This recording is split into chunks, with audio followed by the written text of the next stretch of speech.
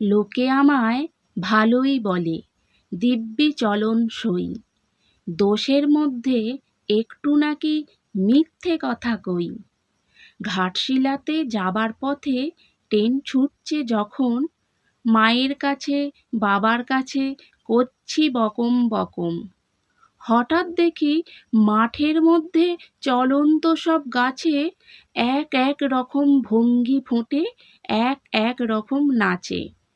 ও মা, দেখো নৃত্যনাট্য।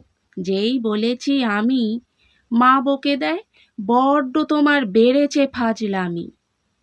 চিড়িয়াখানার নাম জানো তো? আমার সেজো মেশো।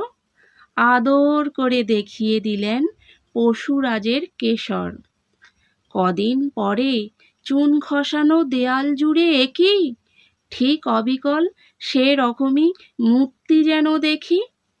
ক্লাসের মধ্যে যেই বলেছি সুরঞ্জনার কাছে, জানিস আমার ঘরের মধ্যে সিংহ বাঁধা আছে?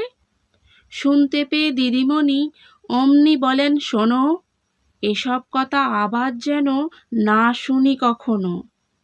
বলি না তাই সেসব কথা, সামলে থাকি খুব।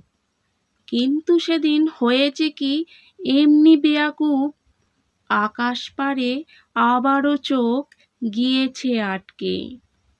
শরৎ মেঘে দেখতে পেলাম রবীন্দ্রনাথকে।